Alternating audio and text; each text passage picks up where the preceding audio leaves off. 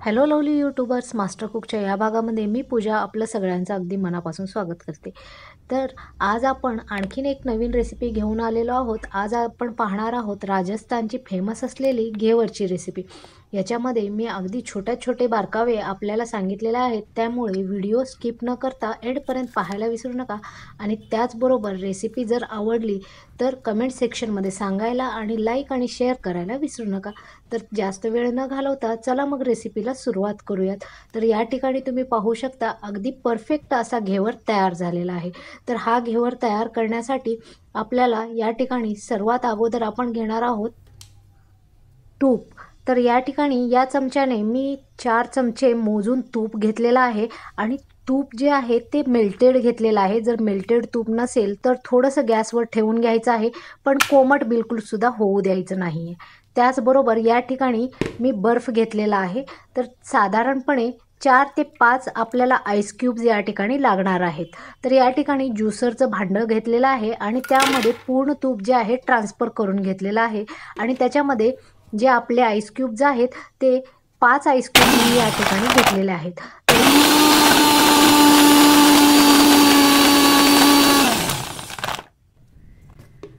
30 सेकंदापर्यंत या आईस क्यूब्सला मी अशा पद्धतीने फिरवून घेतल्यानंतर तुम्ही पाहू शकता तूप जे आहे अगदी घट्ट झालेलं आहे आणि या ठिकाणी जे एक्सेसचं आईस क्यूब्स आहेत ते आपण अशा पद्धतीने काढून घेणार आहोत. याच्यातलं एक्सेसचं पाणी आहे किंवा आईस क्यूब आहे ते पूर्णपणे याच्यातून आपण निथळून घेणार आहोत. याच्यात थोडंसंही पाणी राहू द्यायचं नाही आहे. याच्यानंतर या ठिकाणी मी 1 कप एवढं मैदा घेतलेला आहे आणि हा मैदा आपण या तुपामध्ये घालणार आहोत, पण एकदम न घालता अगदी थोडंसं याच्यामध्ये मिक्स करायचं आहे. तर मी 3 ते 4 बॅचेस याचे करून घेणार आहे.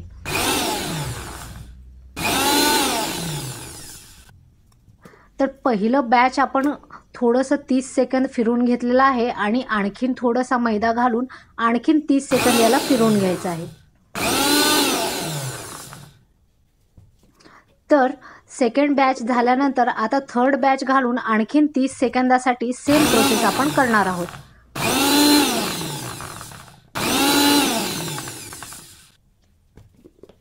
जर तुम्ही एकदम मैदा घातला तर याच्या पूर्णपणे गुठळ्या होतील, त्यामुळे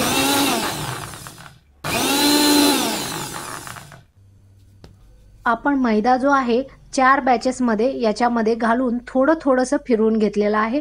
त्याच्यानंतर 1 चमचा या ठिकाणी मी बेसन याच्यामध्ये घातलेला आहे आणि बेसन घालून झाल्यानंतर सेम पद्धतीने आपण याला 30 सेकंदासाठी आणखीन एकदा मिक्सरला बारीक करून घेणार आहोत.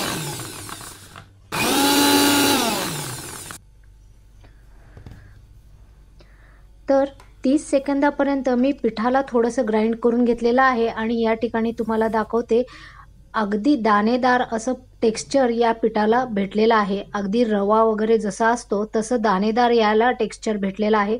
अशाच पद्धतीचं पीठ आपल्याला हवं आहे. जर पिठाच्या गुठळ्या वगैरे झाल्या तर त्याचं घेवर जे आहे व्यवस्थित होणार नाही. तर या ठिकाणी आता ज्या वाटीने आपण मैदा घेतला आहे त्याच वाटीने किंवा कपाने 1 कप या ठिकाणी दूध घेतलेला आहे आणि दुधाला सुद्धा आपण एकदम न मिक्स करता 2 ते 3 वेळामध्ये मिक्स करणार आहोत. तर सुरुवातीला मी अर्धा कप दूध घातलेलं होतं आणि उरलेला अर्धा कप घालून आणखीन एकदा याला आपण फिरवून घेणार आहोत.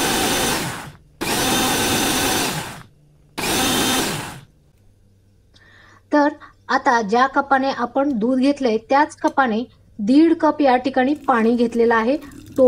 टोटल आपलं जे लिक्विड आहे ते 2.5 कप होणार आहे.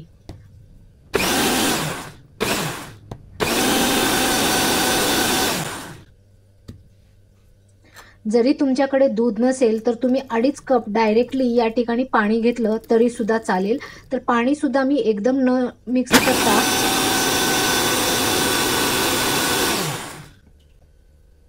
2 ते 3 सेशनमध्ये पाणीसुद्धा आपण मिक्स करणार आहोत आणि 3 सेशन नंतर या ठिकाणी मी तुम्हाला बॅटर दाखवणार आहे.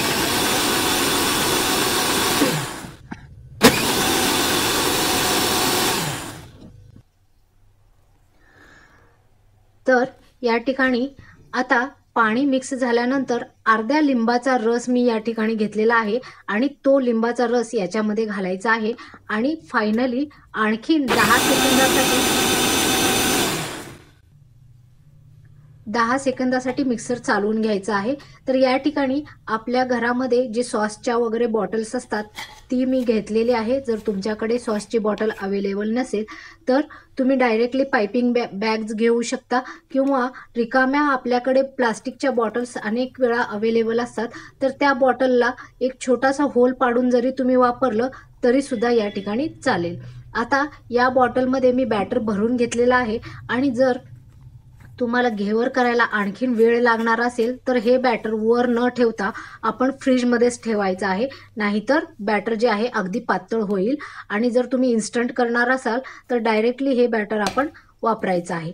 तर या ठिकाणी मी घेवर करण्यासाठी एक कढई घेतलेली आहे आणि त्याच्यामध्ये अशा पद्धतीचा एखादा डबा तुमच्याकडे असेल तर तो तुम्ही वापरू शकता, किंवा जर तुमच्याकडे कढई आणि डबा सुद्धा नसेल तर डायरेक्टली आपल्याकडे इझी सोल्युशन असतं, ते म्हणजे पातेलं। ज्या पण साईजचे तुम्हाला घेवर करायचे आहेत त्या साईजचं पातेलं या ठिकाणी घ्यायचं आहे। तर या ठिकाणी मी एक छोट्या साईजचा अर्धा लिटरचं जे पातेलं असतं ते या ठिकाणी वापरणार आहे। अगदी जाड बुडाचं जर्मनचं पातेले या ठिकाणी वापरणार आहे। जर तुम्ही जाड बुडाचं पातेलं नाही घेतलं तर घेवर जे आहे बुडामध्ये चिटकून जातं आणि करपायची शक्यता दाट असते, त्यामुळे जाड बुडाचं जर्मनचं पातेलं घेतलं तर घेवर चिटकत नाही आणि शिवाय इझिली तयार होतात। तर या ठिकाणी आता मी अर्ध पातेलंच तेल घेतलेलं आहे, कारण ज्यावेळेस आपण घेवर घालू त्यावेळेस बबल्स जे आहे बाहेरपर्यंत येतील आणि तेल जे आहे उतू जाण्याची शक्यता असते, त्यामुळे या ठिकाणी अर्ध पातेलं तेल घेतलेलं आहे आणि तेल अगदी कडक गरम होऊ द्यायचं आहे। गरम झाल्यानंतर साधारणपणे सुरुवातीला मी 2 चमचे एवढं घेवर घातलेलं आहे। जर तुम्ही बाटली डायरेक्टली वापरू नाही शकत तर तुम्ही डायरेक्टली घेवर जे आहेत आपल्या छोट्या साईजचा जे चमचा असतो त्याच्याने 2-2 चमचे करून घातलं तरी सुद्धा चालेल। ज्यावेळेस तुम्ही याच्यामध्ये घेवरचं बॅटर घालताय त्यावेळेस अचानक बबल्स वरपर्यंत येत आहेत आणि ज्यावेळेस हे बबल्स शांत होतील त्यावेळेसच तुम्ही सेकंड बॅच जो आहे तो याच्यामध्ये घालायचा आहे। जर डायरेक्टली तुम्ही एकाच वेळेस खूप सारं पीठ घातलं तर तो घेवर जो आहे तो परफेक्टली शिजत नाही आणि त्याची जाळी जी आहे ती तयार होत नाही। तर या ठिकाणी तुम्ही पाहू शकता जे बॅटर आहे ते मी थेंब थेंब करून आणि 2-2 मिनिटाच्या गॅपनी घालतीये।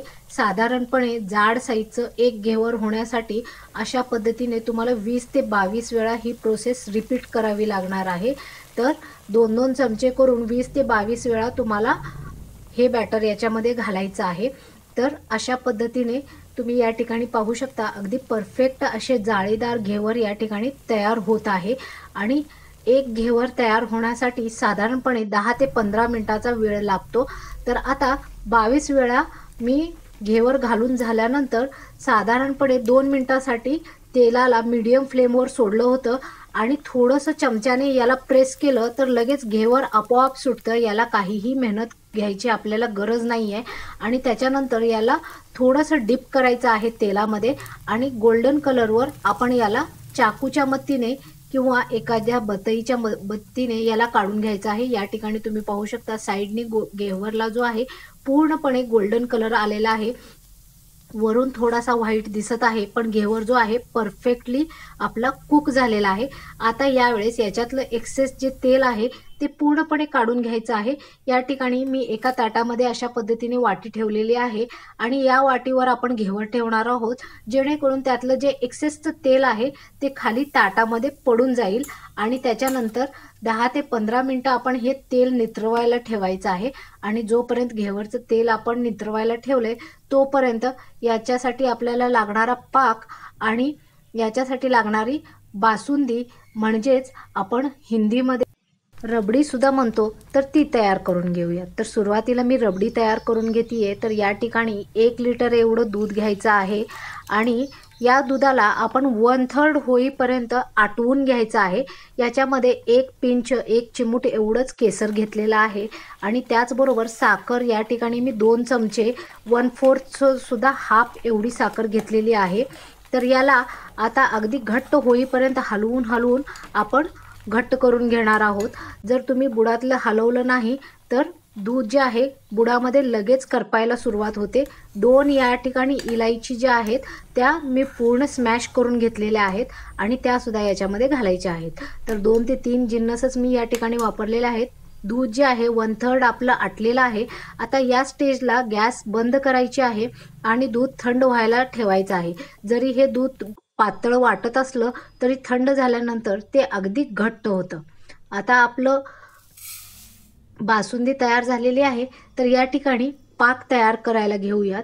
तर 1 कप एवढं साखर घेतलेली आहे आणि त्याच्यामध्ये 1 कपच पाणी घालायचं आहे आणि त्याच्यामध्ये अर्ध्या लिंबाचा रस घालायचा आहे. जेणेकरून ज्यावेळेस पाक तयार होईल तो लगेच क्रिस्टलाइज होणार नाही याची काळजी घ्यायची आहे.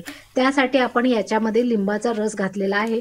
कढची फिरवत साधारणपणे 5 ते 10 मिनिटांमध्ये हा पाक तयार होतो. तर 1 तारी पाक आपण तयार करणार आहोत. तर या ठिकाणी पाक आटल्यानंतर या ठिकाणी मी आधी चेक करणार आहे की 1 तार तयार होते का नाही. तर या ठिकाणी हे पहा, तार होतीये पण ती लगेच तुटतीये. तर आणखीन 5 मिनिटासाठी मी पाकाला गरम होऊ देणार आहे. तर या ठिकाणी आणखीन थोड्या वेळानंतर मी चेक केलं तर हे पहा, अगदी परफेक्ट अशी तार या ठिकाणी तयार होतीये. तर आपला पाक जो आहे तो तयार झालेला आहे. आता या स्टेजला आपण गॅस बंद करणार आहोत आणि पाक जो आहे साईडला ठेवून देणार आहोत. तर आपण जो घेवर तयार केलेला आहे त्याचं जे तेल आहे ते पूर्णपणे नितरलेलं आहे. आता याच्यावर आपण पाक ओतणार आहोत. पण पाक ज्यावेळेस ओतू त्यावेळेस एक्सेसचा पाक खाली नितरून जाईल, म्हणून याच ताटामध्ये मी साधारणपणे 3 ते 4 चमचे एवढा पाक या घेवरवर घालत आहे आणि पाक या ठिकाणी तुम्ही पाहू शकता घेवर जो आहे पूर्ण पाक जो आहे ॲब्सॉर्ब करतोय. अगदी जाळीदार परफेक्ट असा घेवर तयार झालेला आहे.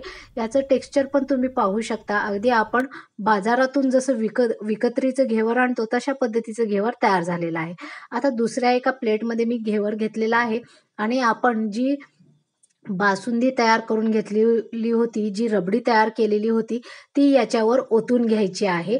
तर अगदी परफेक्ट टेक्स्चर रबडीचं सुद्धा झालेलं आहे. सुरुवातीला तुम्हाला रबडी जरी पातळ दिसली तरी सुद्धा या ठिकाणी तुम्ही पाहू शकता अगदी घट्ट अशी रबडी तयार झालेली आहे. थंड झाल्यानंतर रबडी जी आहे अगदी घट्ट झालेली आहे.